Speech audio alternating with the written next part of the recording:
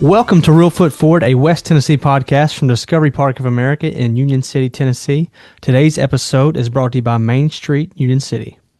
Thank you, Zach, and welcome everybody to Real Foot Forward, a West Tennessee podcast where we explore the history, the people, and the culture of our home here in West Tennessee. I'm your host, Scott Williams. Okay, Zach, before I introduce today's very special guest, what is something you discovered this week at Discovery Park of America? So, this morning, actually, I was spending some time in the technology showcase, and we have something that I thought was just a keyboard and computer parts, but it's actually an Apple II motherboard. Upon reading about it, I learned its intention is to replicate what the Apple I printed circuit board looked like, and that being a computer developed by Apple founders Steve Jobs and Steve Wozniak, of course. So that's pretty cool what you can discover if you just take some time to stop and read. You did not have the privilege of folks like myself and possibly our guest today, we'll ask more about that, of having absolutely no computers whatsoever and then incorporating them into our lives. Our special guest today is Dr. Jeremy Tubbs, the Director of Music and Entertainment at the University of Memphis Lambuth campus. Welcome, Jeremy. Hey, thanks, y'all. Thanks for asking me, and I'm glad to be here. So you are much younger than me, obviously. Did you have any experience in education or in music or in any aspect before computers came along? You know, I think I'm right at the cusp of I was 10 or 11 when my mom bought an Apple IIe.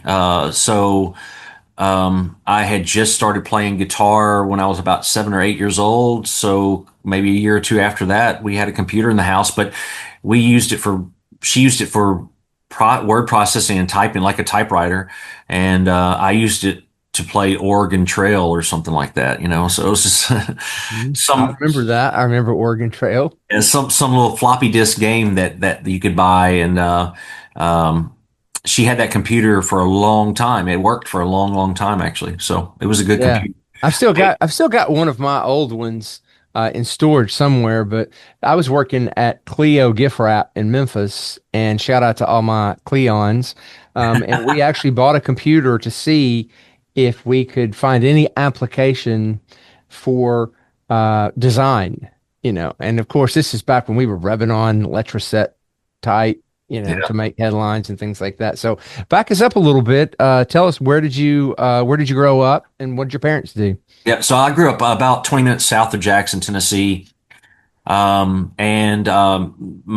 grandparents on my father's side, moved to Jackson when he was a teenager from, basically Lake County, or Puryear area. So that'd be Henry County. I think Henry County, Puryear area, Dyersburg.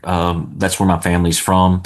Up this way. Yeah, up toward y'all. And but my grandfather got a job in Jackson, and they moved to Melissa's out south of Jackson. And then we actually, my mom's from New Jersey.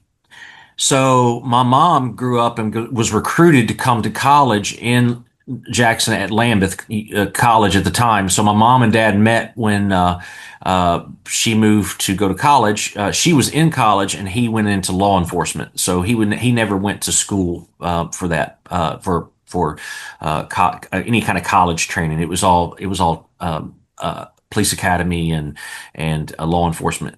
Where did they meet? Blind date. Wow! An accidental blind date. She was supposed to go out with a guy. She didn't know what he looked like, didn't know who he was, and my dad was supposed to go out with a girl. They thought they made a mistake and thought they were the blind date together, and they went out, and come to find out later on they weren't supposed to go out on a date. Wow, that's a great story. Yeah. Crazy story, I know. And so and my mom and dad were pretty inseparable until he passed away a couple years ago, and then like we were very blessed, and they both were great parents, and I was able to kind of pursue my dreams, and I wasn't given grief about it. You know, kids in the 90s can remember this, that you're expected to go to college, you're expected to do a trade, or you're expected to like be a doctor or a lawyer or a businessman or a banker or CPA or whatever. And I said, I want to be a guitar player, so that was fun times, so yeah, What do you suppose made you want to be a guitar player?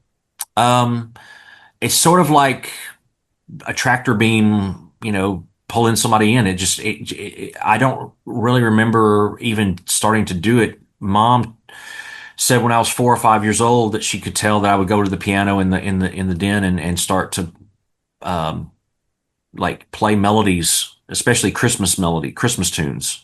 So I would go to the piano. I don't remember that, but she asked me, what do you want to play an instrument? And I was like, of course. And she asked me, what do you want to play? And I said, drums.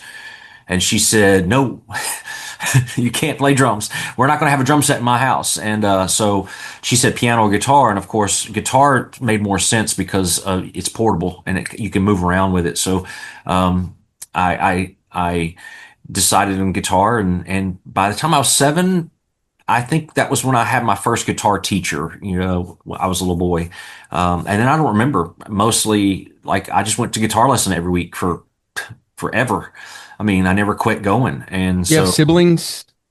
I have a sister, and she's not musical really. I mean, Not musical at all. I had two daughters, and I so wanted one of them to become a great pianist, yeah, but didn't. It wasn't in the cards. They're wonderful people, but if I want to hear piano music, I have to go somewhere else yeah, other than yeah. home. My wife played the violin, That's and she even taught violin lessons for a while. So, great. Yeah, but it's not fun to sit around and listen to someone play the violin. yeah. You need other violinists or other instruments to make it sound like it's supposed to sound, I guess. So Yeah. So you pursued that, and I mean, I pursued guitar lessons. And I remember trying to ride my bike to my guitar lessons with my guitar case, carrying it and wrecking my bike and the guitar yeah. going everywhere. And, that was a disaster. I do remember in the eighth grade going to a symphony orchestra and seeing the person play the trombone and thinking that's what I want to do. So I played the trombone in high school, but I just between us, don't tell anybody. But I never actually played because I never really could figure out exactly how to do it. So I just looked like I was playing, which actually worked out fine. But because I got to keep the cool trombone and everything. But Zach, what about you? Did you play an instrument as a kid? I did not. The flute in music class, but it for me. Oh wow, yeah. The recorder? Did your school do like my school? You did Mhm. recorders, and then we learned how to keep beats by we made. I don't know what we were doing. We made like little things you held that were sort of like drumsticks, and we hit them together to the beat that the teacher would tell. So she was teaching us, So anyway, so I do think, and you can tell us, Jeremy, is music education different today than when you were, elementary school? Do we have less music education than we did back then? Um, yeah, that's a great question, by the way, because I think it depends on the school system and it depends on the school. I think there are a lot of schools that really put, value into it. And I think there's schools that don't. However, I find, and what I've noticed, especially around this area, is that we are embracing that art. We do have people who are advocates for music education and have put some time and energy and money into it. But we live in a different uh, culture. We live in a different culture now than we did, and that's because of social media and also YouTube. I see my algorithm basically. Again, that's so crazy to think about. My algorithm, like on Instagram, mostly people playing music, literally. So I can sit and watch people play music, and there are also people out there who are sort of coaching and teaching on their Instagram. So they'll say, hey, play this, and they'll play a little 30-second thing, and then they'll write it out or have it on the screen, and you can sit there and practice it. So I find that music education is quite easy if you really want to deep dive and use social media for that. However, we need accountability as well, and we need people who teach technique and methodology. And so when we look at technique and methodology, you really don't get that just by watching something on YouTube or Instagram. You really have to have somebody in your life personally that's there coaching you and holding you accountable and giving you music or giving you things to play or getting you involved with ensemble work or band work or choir. And so music education is highly important, and it has evolved. And I think it's evolved for the better because we do have so many avenues. And lastly, and on that, with that question, which is a great question, I find that we are producing more we can see it in the trending of, yes, there's more music business now than ever before. And because there's more music business than ever before, there's more music technology than ever before. And there's also more learning curve to it. You have to really be trained a lot more. It's not simply picking up a violin and learning how to play the violin. It's learning how to play the violin, but also making yourself a business, having something to sell, using technology to get ahead of other people that are buying for the same job position that you're vying for. You have to be multifaceted. It's not just we need a choir teacher. We need a choir teacher who also can teach recording technology, or we need a choir teacher who can also play piano and teach piano lessons. So it's hybrid forms now than ever before. It's not just one thing.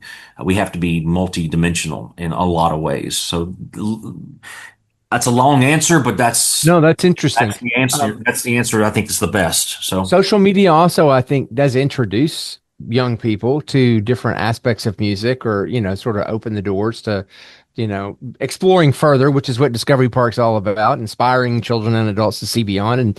And so in some cases, I don't, somehow this guy whose handle was something like Will the Beast ended up on my TikTok, and he does this music thing, notes with his hands. I don't even know what he's doing, but it's fascinating. And it really made me interested. So I looked up more about it. So back us up a little bit. You said you wanted to become a guitarist, mhm. and your very educated mother was into it. At what point did you uh, have a band? Did you have a band, and you said college is not for me, or did she negotiate with you to do both? How did you end up a college student? Well, I think I'm hardwired that way. I gravitated again to that. I was in choir in high school, and I was not going to do music at first. I was just a hobbyist. I was just playing guitar, and it wasn't until much after high school that I decided that I wanted to do music full time. I was still kind of thinking about it, and I was playing in a lot of bands. Actually, I was playing music a lot. I played music every day, all the time. But I also played football, and I also played baseball, and I also played golf, and I also worked a job, and I also loved to go to school. I loved that part of it. I was not a nerd. I didn't score a 4.0, or I didn't have A's all the time, and I didn't score high on my ACT, and I wasn't walking around like that. I had good people in my life, and I had positive influences, and that's important. And I think the simple answer is, like, I had a choir teacher in high school, and Miss Jean Hammonds, and Miss Jean noticed again something that was special, and she took me into the piano lab, and she said, I'm teaching, these piano chords, and I actually could play piano a little bit. So I was past that part of learning like basic stuff. She put me in the corner with this brand new keyboard. It was 1991.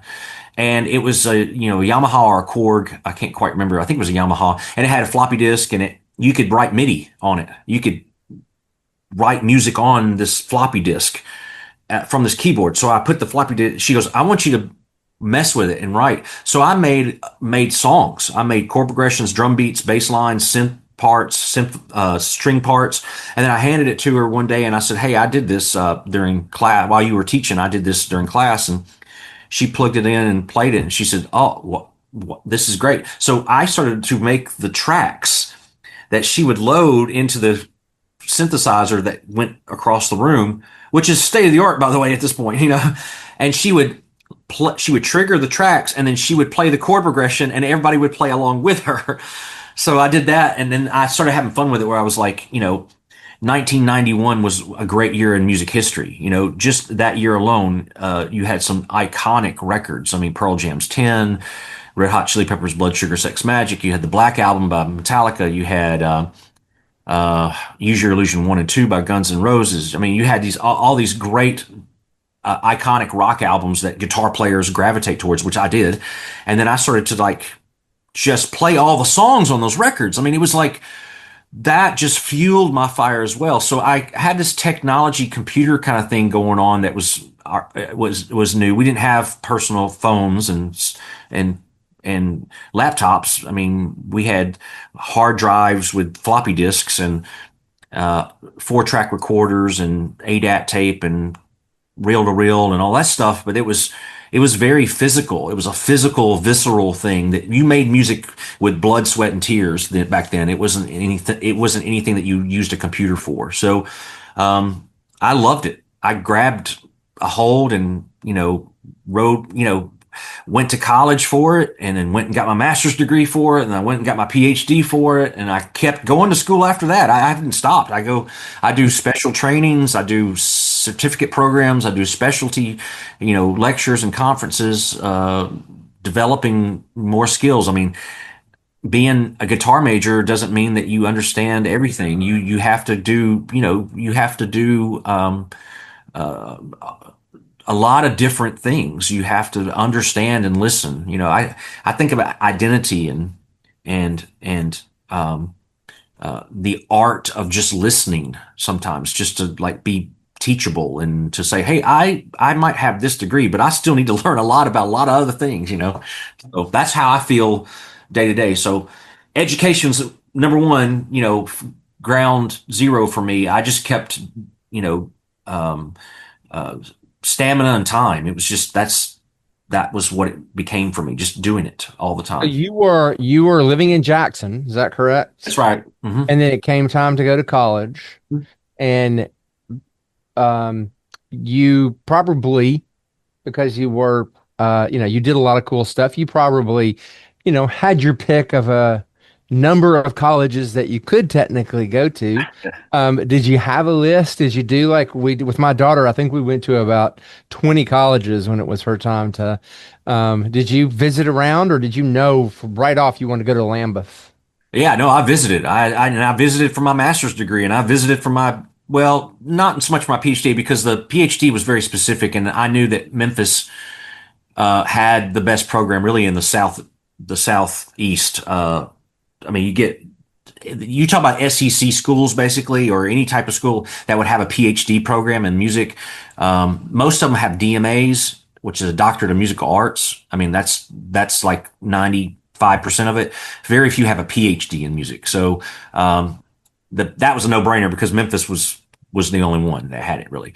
However, when I was starting college, and like with your children going to 20 different schools or whatever, I had a lot of, I was actually shocked when I got to my senior year, and I was lucky enough to have some offers on the table, and some of those offers were to not do music. Of course, I was a baseball player, and so there were some things there were some decisions there. Was I was going to play sport in college, and so yeah, Mississippi State, Ole Miss, UT Martin, Union, Lambuth. Of course, Jackson State was on the table there for a little bit because of the baseball program. Um, MTSU, Belmont, um, University of Kentucky. I didn't go visit all those schools, but I did research it from what we could do back then. Minus again, no World Wide Web yet. Al Gore hadn't invented it yet. So we were literally kind of looking at brochures a lot. Mom and I would sit down and look at them, and You had kind the of, benefit of having a parent who appreciated yeah, higher education and who had the inside scoop. She probably could inform your decision quite a yeah. bit. She had a master's degree, so she understood undergrad and graduate school and what that entailed. And so I didn't plan on graduate school quite yet, I guess, but I was still like thinking through the process. So yeah, again, I go back to some fundamentals. Everything's foundational for me. My mom went to Lambeth. I was a United Methodist at the time as well. I went to church at a Methodist church. I had a scholarship through the Methodist Conference. Um, and Miss Hammonds, Miss Jean, that my choir teacher, made a phone call to the choir teacher at Lambeth, and they pursued me and and gave me scholarships. I got a choir scholarship, I got a band scholarship, I got a jazz band scholarship, I got Wow. an academic scholarship, I got the Methodist scholarship. It was all financially kind of lined up to where Lambuth was a liberal arts college. It was booming. It had 1,500 students on pretty much on campus. It was international. I had study abroad program. I studied abroad. It had a lot of things to it that we have still through the Memphis campus, but Lambeth was really better fit for who I was, my personality. It just made sense. The other schools didn't make as much sense to me, even though they're great schools. So you continued while you went to college playing in bands? Any that people from around this region would be aware of back then that they might have seen you perform but don't realize it? Yeah, and there's a lot of bands, and I'm gonna kind of go through this, but I used to play in a band called Bad Moses Brown, which are that I mean, if you were in the '90s in Jackson, you know exactly who they were. We were a good band. It became another band called Nightshade Mary. I was in a band called Tater County, which is funny, but it was a jam band and it had a following. And we played for 2 or 3 years, pretty nonstop. And it's where I cut my teeth really on gigging, playing 3, 4, 5 hour shows straight without breaks sometimes, So, and I played with various other people. I mean, I can't even. I played with almost everybody in the '90s that played in Jackson at some point in some way. But I was also, again, a guitarist that played classical guitar. And so I did a lot of solo shows. I would play weddings and I would play business parties and I would play restaurants by myself. And I made a lot more money doing that.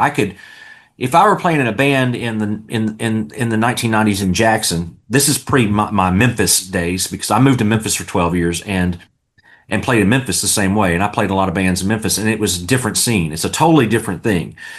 Totally different repertoire of music. I played different songs in Memphis than I played in Jackson. It was just it's a different mindset. It's more touristy in Memphis, and it's more about just good music. What people want to hear in Jackson, and the simple story is economics. And when it comes to that, when I played in a band, I could make, let's just say, on a Friday night I played Barley's and I would make $100 to $125 playing a 4 hour show, which at 20 years old is pretty good in 1995. Yeah. I mean, my rent was $400 a month. That was a rental house, you know, Yeah, that's about what mine was too back then. $80 in utilities. We didn't have to worry about internet costs. We didn't have subscription fees. I mean, what else? Some food. I mean, I was spending $800 a month total, maybe. So 125, playing one night was good. Yeah. Um, and not much has changed. People still make 125 a night still. That's the problem that we're facing in the music business is value. We're not valuing the music anymore like we used to. But people came to see you play. You'd make that much money. But I could do a classical guitar show for 30 minutes. I could do a 30-minute pre-music for a wedding and charge $500. Wow. Or a corporate event too, I would think. Absolutely. We'll do that for corporate events. Hire somebody. Yeah, $1,200 to $1,500 for a corporate event. I mean, We won't pay that much, but we will hire people to. Yeah. No, I'm just saying back then, that's what I mean, sometimes I would get that. I would get $1,500 to do a major like hospital show, like for example, like the West Tennessee Found Healthcare Yeah. Gala, and I would play 30 minutes in the lobby and get paid $1,000, So Right. the classical guitar gig is still pretty lucrative if I do it. And Well, there are probably less people that are skilled to do classical guitar than are skilled to do, a band. yeah, that's exactly right. The classical guitar art form is big in certain parts of the world, but in the Southeast, it's rare to find somebody who plays authentic, like art guitar, classical guitar, where they can play a wedding or something like that. And when you're in Jackson, you're obviously an ambitious guy, and you are trying to think, what am I going to do with this? There was no American Idol yet, but you probably wanted to be an American Idol, even if there wasn't one on TV yet. But do I go to New York? Do I go to California? You ended up going to Memphis. What drew you to the Bluff City? Same thing with Lambeth. It was the same exact kind of pull. Yeah, those. I mean, I'd gone to Boston for a while. I had toured, I toured a little bit, but I'd lived in Boston for a second. Then I did study abroad at Oxford University in England. I spent a summer there. So I got to experience some of those like outside the country kind of moments, backpacked Europe and all that good stuff. It was fun. Um, but I'm a rock and roll guy. I'm a blues guy. I was I'm going to not, say, were you ever torn between academia, is that how you say that? yeah, Academia or totally. rock and roll on the Yeah. stage? Yeah. Did you obviously can merge both, but did you ever come to a point where you're like, man, I'm going to pick one? No. I I looked at it as parallel motion. Um, so I can still do academia and I can still do rock and roll. And that's what I did. And that's why I do what I do. That's why I do music and entertainment and not traditional music classes usually. My classes are built around commercial music studies. So commercial music means kids who want to work in a modern landscape, live audio production, songwriting, publishing, recording studio technology, recording studio techniques, um, performance practices. But I also have to take theory and they have to take musicianship and they have to take music history and they have to take, so it's a blend of sort of traditional things with commercial music. So in my brain, parallel motion. And Memphis became the obvious choice because Nashville wasn't the same as it is today. And we're talking about late 90s. Okay. Nashville was a choice though, but I didn't see myself going to Nashville because I would be inserting myself into sort of this, I'd say more, country music kind of thing. And everything was still, again, recording studio, selling records or CDs, and touring. And Memphis, again, there is something about the grit and the grind that's true about Memphis, the rock and roll history. I wanted to do that program in Memphis too. I wanted to be there and be around old blues artists that were starting to die, do research in the field, study history of rock and roll through the Memphis connections that were still alive at the time. I wanted to be a Memphis historian as well, or a West Tennessee historian is a better word for it, because Memphis was always a pulling point for Arkansas, Mississippi, West Tennessee, Missouri, all these artists that would come in, Conway Twitty, Johnny Cash, Elvis Presley, Carl Perkins, all those people that would coming into Memphis to record and to start their career. They're Memphis musicians. They're actually not. Elvis is not from Memphis. Carl Perkins is not from Memphis. Johnny Cash is not from Memphis. Jerry Lee Lewis is not from Memphis. They're not Memphis born and raised. They came in for that art form. However, Memphis has also tremendous R&B musicians, church musicians that went into gospel music like Al Green. You also have a strong hardcore root alternative. I mean, Big Star influencing REM. Ardent Studios, Sun Records. I mean, a bunch of kind of recording studios that were again not country, not Nashville based. They're a little bit more grit and grind, and Royal Studios where Tina Turner and Al Green and that's where Willie Mitchell produced all that stuff. And Boo Mitchell's running it today. Still, he still owns and runs that studio down in downtown Memphis, basically almost downtown. But so, Stax Records. Oh my gosh, I completely like went blank there. I mean, yeah, I mean, the Booker T and the MGs to Otis Redding to all that music. I mean, I was just totally like a moth to a flame. I gravitated more towards that, and then the PhD program at Memphis at the university, and then also just the opportunity for me to be this kid from South Jackson that shows up on Beale Street and asks everybody that I could ask to give me a shot. And I did. I mean, I don't remember all the nights I went and just met people and talked to people, and they looked at me like, "You're crazy, kid. You know, you're 22 years old. You know, you don't have soul. You haven't been old enough to be in pain. How can you play blues or rock and roll unless you live a little bit?" And you know, these guys are in their 40s and 50s at the time, you know, and they're playing blues and R&B down there, and they're like, "There's no way you can play this." And luckily, I got some shots, and this one band said like, "You're the guy, you know, so let's just do it." So I played with them for about 2 years, 4 nights, 5 nights a week on Beale Street. What You got your teeth. what band was that? The Memphis Untouchables. Okay. Yeah, I remember. So I 2000 is the year that my youngest daughter was born and that I started working at Elvis Presley Enterprises. So Oh that's yeah. kind of Oh yeah, so yeah. that's kind of like I a was. point at which That's. from Mhm. 2000 to 2012 I Yeah. was running around in those same circles. So Yeah. we probably ran into each other at some point. Absolutely. I was, yeah, Bill Street from the fall of 1999 to probably the spring of 2020. No, sorry, 2002. It was right after 9/11. So for 2.5 years, I was in that band, and I was also in a band called Gypsy Revival Hmm, that played, and that's I remember that. Robert Allen Parker's band. If Yeah. he owns or runs Memphis Music now, I think, on Bill Street. But Robert Allen Parker, who's a tremendous musician himself. So Gypsy Revival is one of them, and I played in that band for a couple of years, and then Memphis Untouchables, 4 or 5 nights a week, and then corporate stuff, and even things around Memphis. I mean, Neil's before it was tore down, Zinnies East, I think it was called, Yeah, yeah. High Tone. Mhm.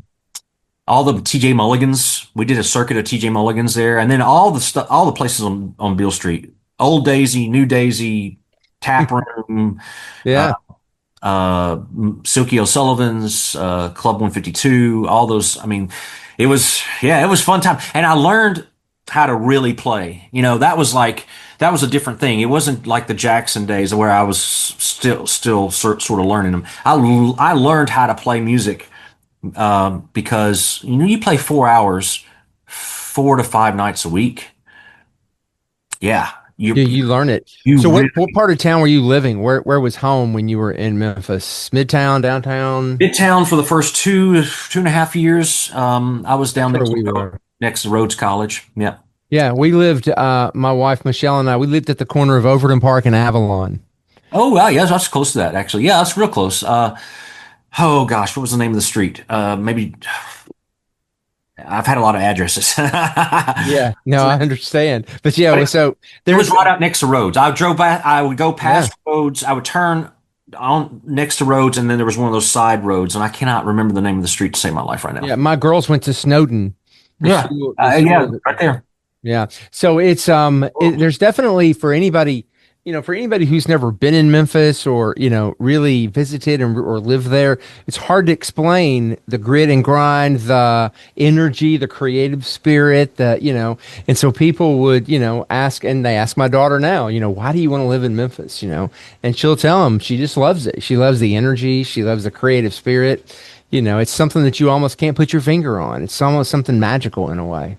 I tell people this, and I'm not ashamed to say it. I probably will end back up in Memphis at some point. I will gravitate back there. I just feel it. I think I'll be here for a little while still, but I don't know. I might be 70, but I think I still might end up.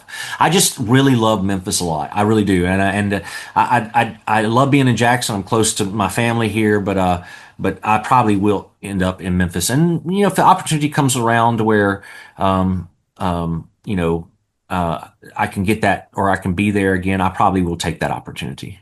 Sounds like things were going pretty great in Memphis. What sent you back to Jackson? Well, a family's here.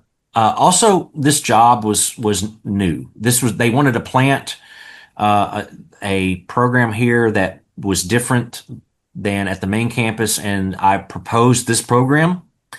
And I was freshly done with my PhD, and I was looking for an opportunity to have a job and to work, and be an educator or be in, academia. And so this job was a created job. This was a new job. This was not something that was already established. So I had to establish it. I had to get the curriculum put together. I had to have it approved by the state of Tennessee. Um, so it was a long process, but it was a challenge, and it gave me, opportunities to be back here and close to my family. And I'm only an hour away from Memphis, and I go there pretty much all the time. So I still get down there, and my kids both live down in Memphis now because of they both live on campus. So that's always a treat to take them to dinner or something like that at night. So what brought me back to Jackson is the opportunity to start this program, and hopefully, over the years, it's become a good program for the university. And so, how long ago was that you returned to Jackson? I moved back in 2010. Okay. Yeah. So you've been there for a while. You've got the program well off its feet. And what do you liking best about what you're doing? Where you find yourself right now as a music professional and educator? What is your favorite part of that? Again, great question. I mean, I still love to perform and play, and I still love to do that part, and I still do that part. And this job gives me the opportunity to, you know, spend my summers traveling and performing, and that's again always a benefit. Okay, but I'm also a coach now, and I get to see every student's different, and they have different dreams and different passions, and I'm able to kind of meet them where they're at and kind of realize that. And so, students, it's a fun thing to see students love music the way I love music, and then do it differently or do it a little bit, on their own path, because there's not one path to this at all. You study music history for a long time, you realize that every composer is different. Every band that you love had a different rise to their status. Every song is different. Every songwriter is different. There are things that work. Hard work, uh, being adaptable, being a good person, communication skills. Think there are things that definitely work across, but they're life skills. They're not musical skills. You have to have some talent. You have to practice. Nothing comes for free. You have to understand all these things, and then you have to have a lot of luck. You have You to. sound like my wife. She teaches art history at UT Martin. Yeah. And so Okay. Yeah. she's got that same kind of thing where she loves art and she loves, that part of it, but pouring into those kids, man, I see her come home and tell me story after story after story of, these kids that are just blossom. Nothing makes her happier than when someone decides to minor or even major in Oh art yeah. history. Yeah. Me too. Do you have that Yeah. Oh experience? yeah. Yeah. Yeah. When like I had this kid take intro to music, and then so we have two humanity courses. It's like a music appreciation, and then we have another one called Music in America, and both those are humanity courses. So the nursing students take it, the psych students take it, the English students take it, and I had these students that come into those classes, and I love teaching them too, because it's not my music majors. It's like people. I'm explaining Beethoven for the first time to somebody who hasn't been around it, right? And that's fun for me. Um, Studying how we have a musical identity in America that's different than, say, Asia or Europe. Uh, that's fun. That's fun for me. That's not work at all. That's like I do that. I do that every day. And it's to have the students that finally they're good. They kind of, maybe they played an instrument. I always ask that, or they're just good at understanding music, and they didn't realize it until they took this class. Like no one's ever done that for them. They haven't been coached like that before, and they get like, I love this class, and they'll come up to me like, "Hey, I think I want to be a music minor." I'm like, "Okay, that's great. Let me show you. This is what you have to do. Are you okay with that?" And then sometimes those students are more passionate about being here and being on fire than the music majors, because the music majors kind of work, they have to be immersed in it so much that the music minor is the one that, kind of walks in the door like, "Hey guys, what's going on?" Right, right. And see, like with my wife, there's a big difference between being a fine artist, being a sculptor or a painter or even, a dancer versus art history, where you're actually learning, some of the foundation for what you do. Yeah. beyond that. So we have been talking, and I was so focused on talking to you that I forgot we were even doing a podcast. So we have to take a really quick break, and then when we get back, I've got one final proposition for you. Okay. Looking for something fun to do while in Union City? Our downtown district has a variety of chic boutiques, tasty bites, and more for the whole family to enjoy. You can find hours of operation for all the places to eat, shop, and play at mainstreetunioncity.com/things to do. I hope you're enjoying the Real Foot Forward podcast from Discovery Park of America. If you are, please be sure to subscribe, rate, and leave a positive review on iTunes, Spotify, or wherever you listen to podcasts. Our guest today is Dr. Jeremy Tubbs, Director of Music and Entertainment at the University of Memphis Lambuth campus. Okay, so Jeremy or Dr. Tubbs, here is my proposition. Here's what we need to figure out a way. So have you been to Discovery Park of America before? Yeah. Yes. Okay, so our mission is to inspire children and adults to see beyond, and that includes college students.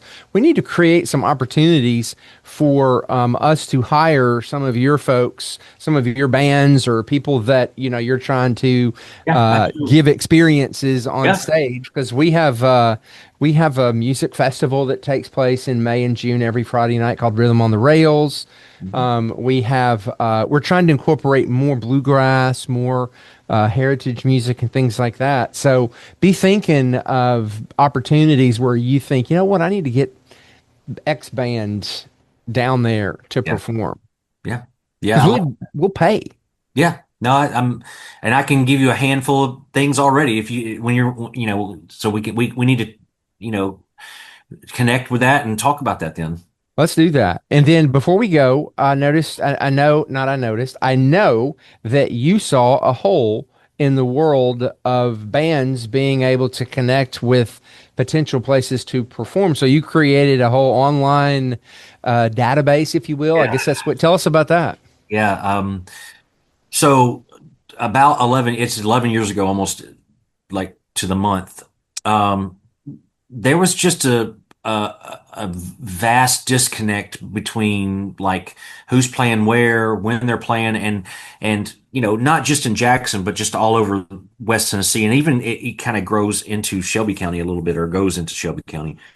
So, yeah, I started doing ask around, sort of like what could happen. I asked friends, I asked some students. One of the students came to me and said, "Hey, why don't you just start a page?" And I didn't have it. Of course, there was no infrastructure for that yet. And I was like, Facebook page. Yeah, great. So he brought the idea up, and so he and I put it together. I was like, man, I got a great name for it. And I was like, Jackson Area Music Society. And we called it Jams. And I was like the name's been circling in my head now for a little bit. And I think let's call it Jams. And so we did. And we put it out there, and we didn't know what it would look like. We didn't know what it would do. And so now we have, I have now, because he lives in Atlanta now. It is a source of promotion and communication. It's really about knowledge. I think a lot of people see it as like a union. It's not. It's a society. It's more like a collection. It's a group of people. They can be fans. It can be venue owners. It can be songwriters. It can be artists, musicians, whoever.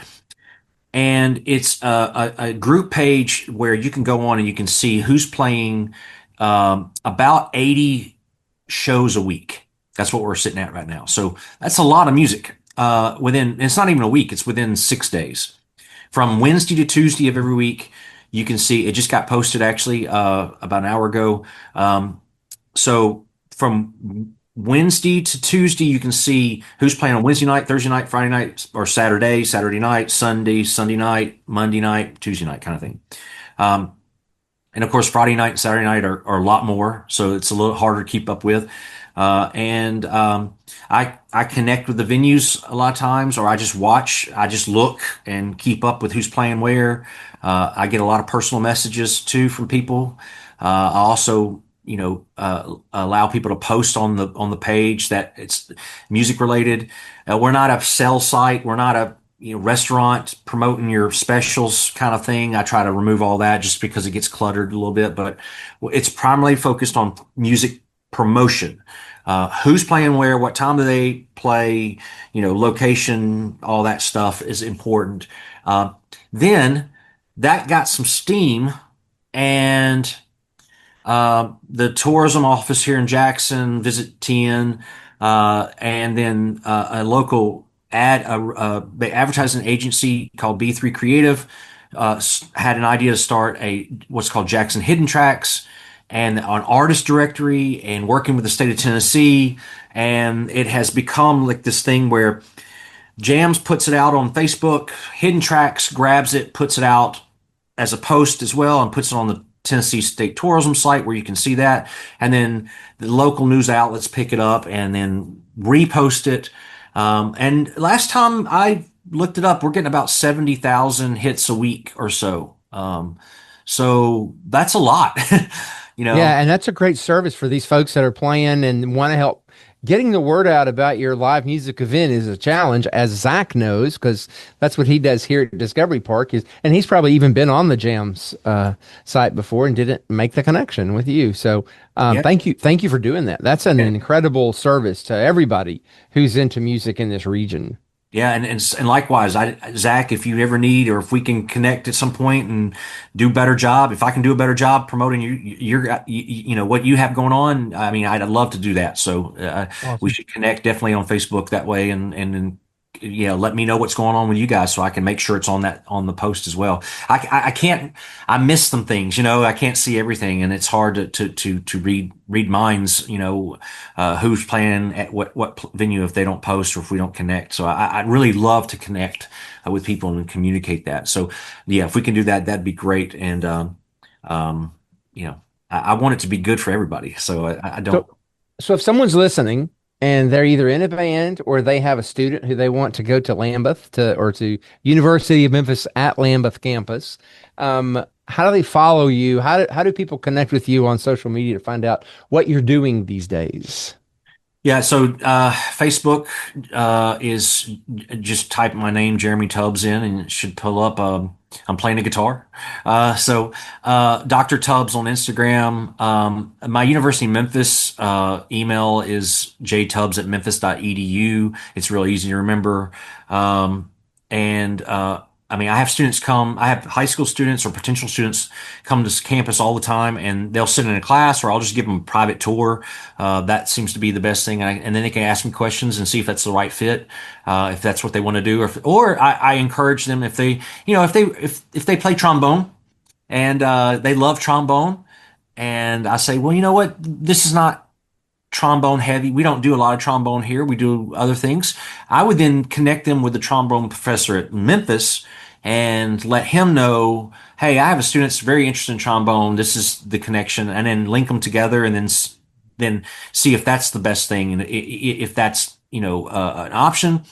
Encourage them to follow their pathway, and don't get steered away by glossy, shiny diamonds and stuff. Just stay true to themselves. So I'm not looking just to pick up a bunch of students. It's not that at all. It's about quality. To me, it's about the quality of the program. So not the quantity of the student, body. So yeah. Well, thank you for joining us. Your enthusiasm and your excitement about what you do comes across through the screen. So I'm sure it came across the monitors as well. So thanks, Scott. Thanks, Zach. I appreciate y'all as well.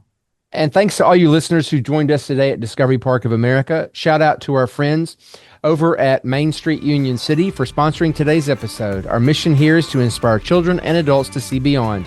To plan an experience here for you and your family, visit discoveryparkofamerica.com.